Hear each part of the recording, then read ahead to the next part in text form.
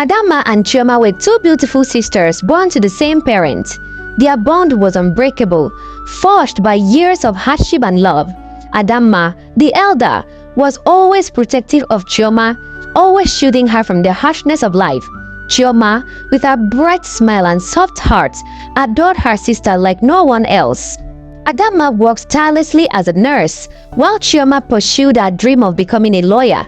Life was not easy, but they faced every challenge together. They had dreams, and they believed in a brighter future.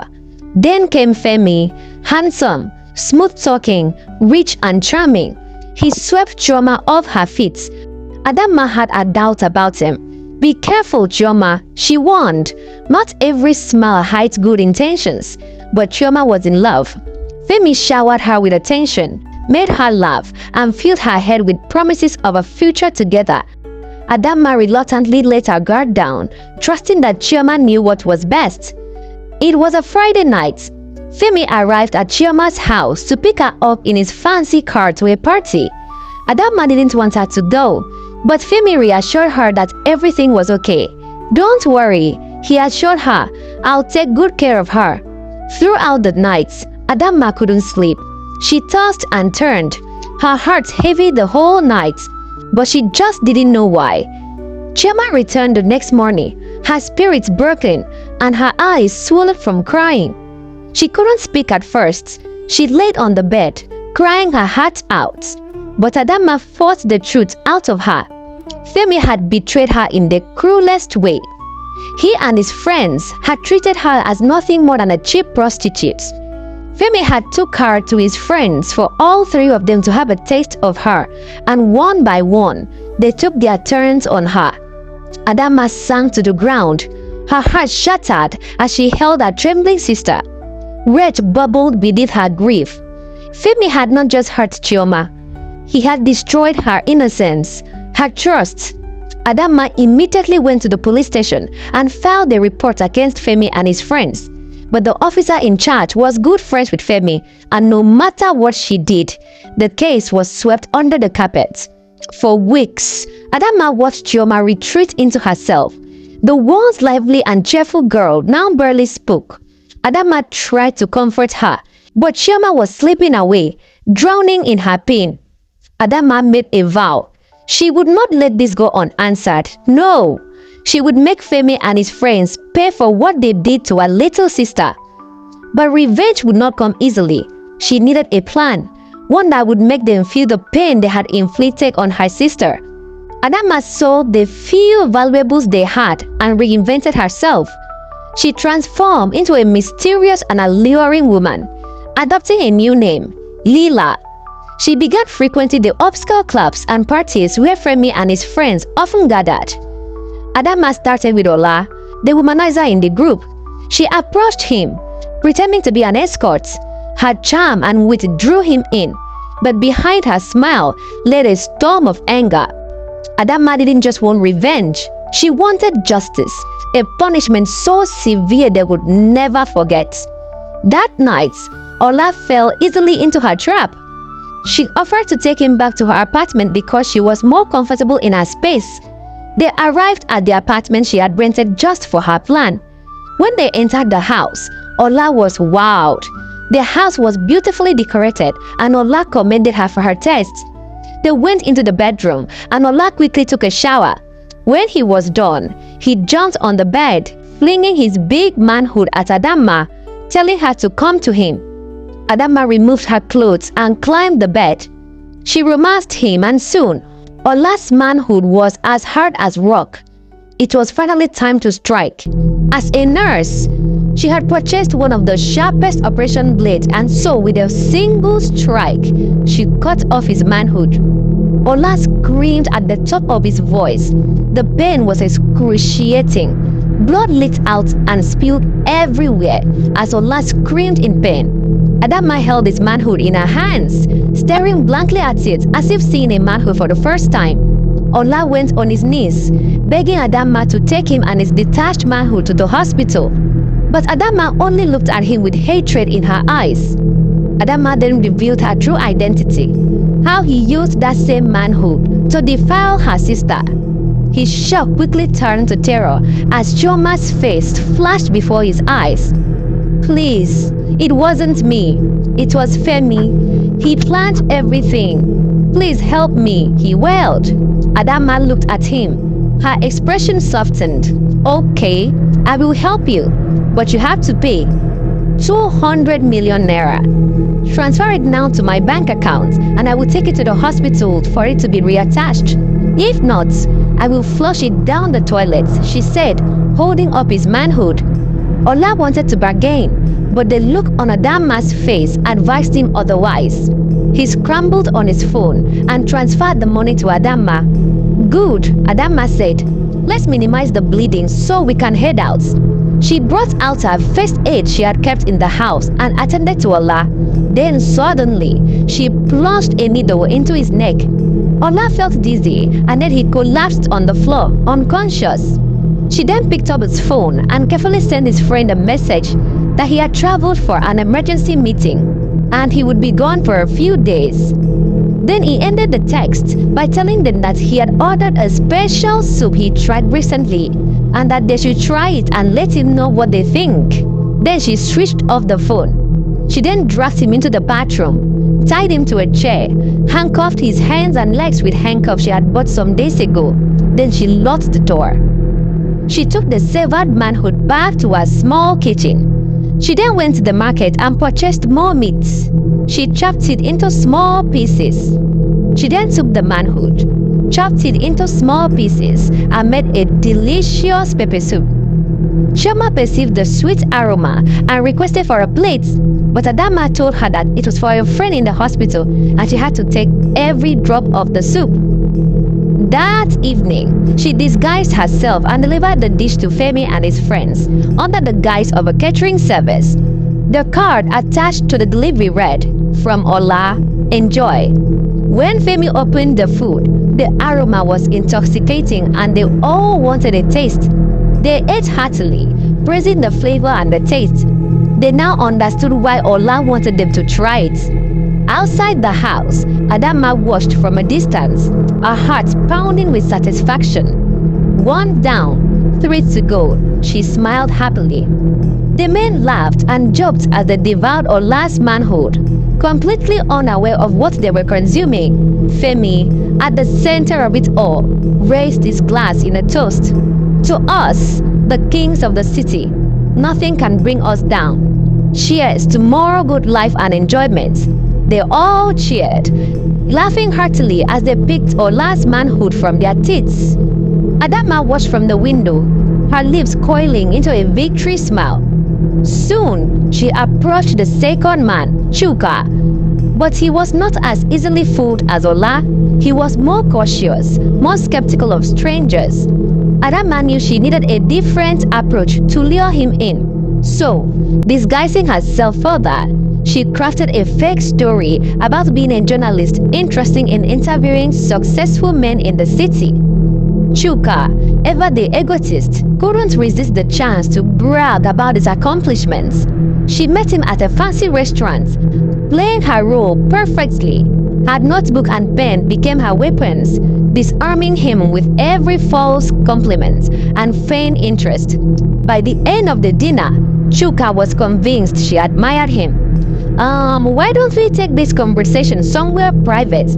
He suggested with a sly grin. My place then? Adamma suggested, flashing the sweetest smile at him. I have the most exotic pleasure tools that you would just love.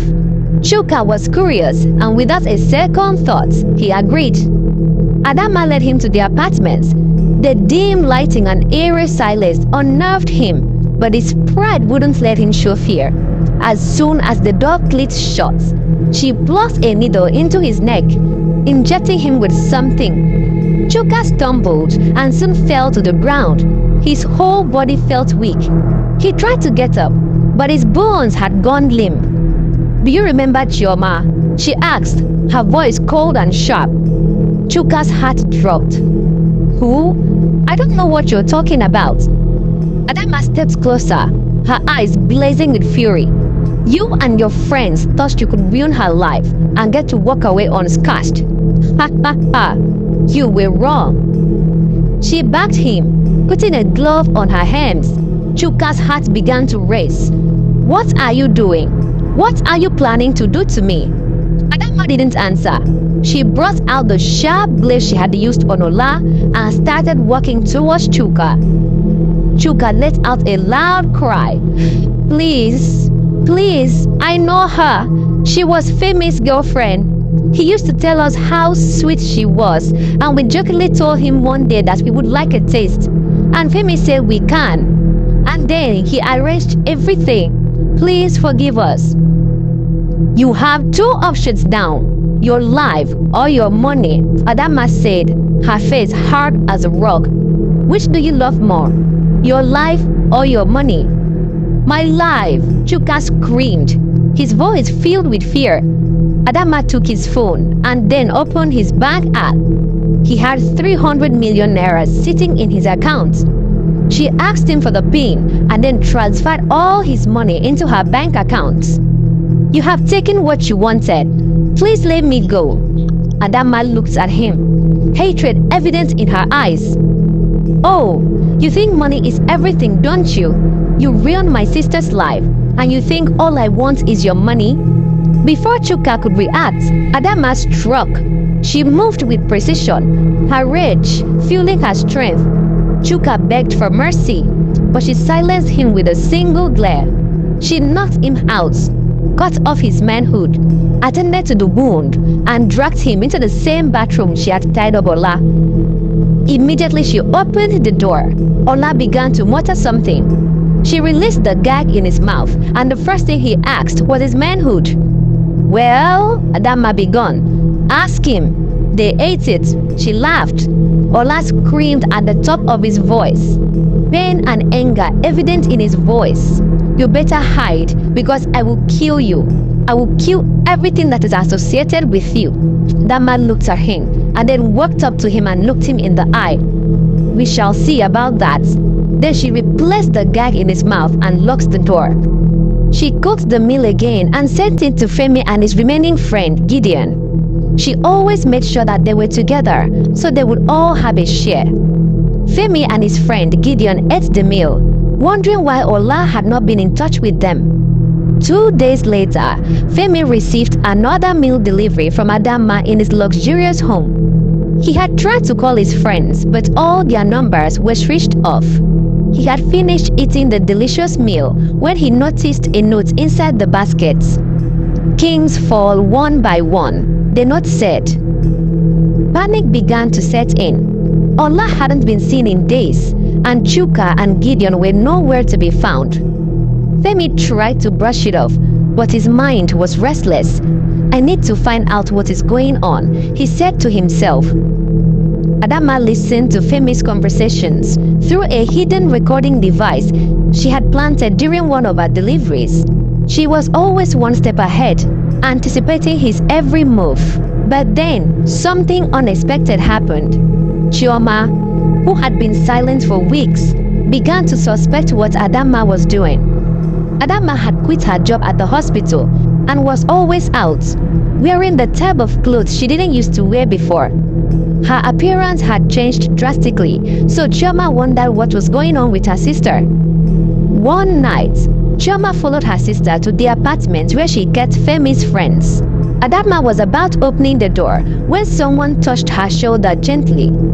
Adamma, Chioma whispered, her voice trembling. What are you doing? Adamma froze. She hadn't wanted Chioma to know, to see the darkness she had embraced. I am protecting you, she said finally, her voice firm. They don't deserve to walk free after what they did to you. Chioma was curious. What are you talking about? She asked. Adamma let her in. In there, Chioma saw Ola, Chuka, and Gideon all tied up and cuffed.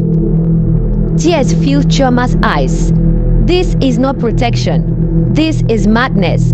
You are becoming just like them, she cried. For the first time, doubt crept into Adamma's mind. Was she truly seeking justice? Or had she lost herself in the quest for revenge? She reminded Chioma of what they did to her and told her that she didn't want them to do that to any other woman. Chioma ran out of the house, crying her eyes out. Meanwhile, Femi began to grow suspicious. He hired a private investigator to track down the person targeting them. The investigator, a sharp-witted woman named Chloe, quickly pieced together the clues. She discovered Adamma's connection to Chioma and began digging deeper into their lives. Adamma realized that she was being hunted and knew that she had to act fast. Her next target was Femi himself. Femi knew that someone was after him, but he just didn't know who. But this time, he was ready. He set a trap, using himself as bait to lure whoever it was out. So, he didn't go out, knowing that the person would have to come to his house to face him. When Adamma arrived at his luxurious penthouse, she found herself surrounded by armed guards. Femi laughed as he approached Adamma. "Who are you, and why are you tormenting my friends and I? What have you done with my friends?" Adamma remained silent, standing where she was just looking at Femi. Femi walked up to her and took down her cap. He looked into her face and into her eyes. Then he struck him. "So it was you all along. I know who you are. You are Adamma, Chioma's sister, right?" Femi said, his voice dripping with venom. "Did you really think you could outsmart me?" Adamma's heart raced, but she refused to show fear. "You can surround yourself with all the guards you want, Femi. It will not save you. You cannot escape what you have done." "Well, your sister got what she deserved. Did she really think that a man like me could love a low-class girl like her?" He laughed. "She was just a tool for enjoyment." Adamma fumed with anger. She tried to slap him, but Femi held her hand. "Don't you dare," he said. He looked at her and asked again, "Where are my friends? What have you done to them?" The room was silent as a graveyard, but just as Femi was about to order his guards to seize her, Chloe walked in. She had uncovered more than anyone expected, secrets about Femi and his friends that shocked even Adamma. "There's more to this story than you know," Chloe said, her eyes narrowing at Femi. "You thought you were untouchable, but your sins go far deeper than what you did to Chioma." Adamma looked at Chloe, confused but intrigued. "What are you talking about?" she asked. Chloe revealed that Femi and his friends had been involved in a larger web of crimes: human trafficking, corruption, and even murder. Chioma wasn't their only victim. There were countless others whose lives had been destroyed.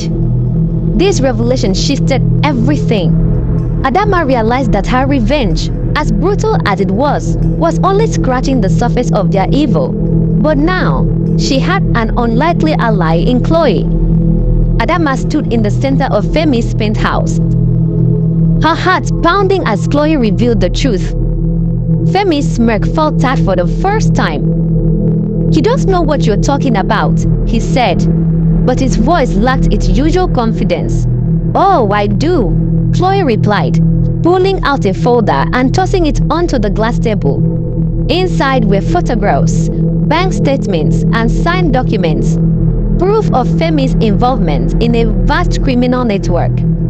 Adamma's breath caught. She had thought that her vengeance was personal, but it turned out that she was up against something far darker than she had ever imagined. Chloe's voice was sharp. "You and your friend didn't just ruin Chioma's life. You've been preying on vulnerable women for years, trafficking them, destroying families, and silencing anyone who got in your way." Femi laughed nervously, trying to regain control. "We are both fools. Do you think this changes anything? I have connections, power, and money. People like me don't fall." But Chloe wasn't intimidated. "People like you always think that until someone decides to take you down." Femi ordered his bodyguards to grab them, but Chloe brought out a pepper spray and sprayed it in the men's eyes. And then both women managed to escape with the evidence. Femi, knowing his empire was at risk, sent his men after them. It was really dark outside, and the road was filled with numerous cars on the road.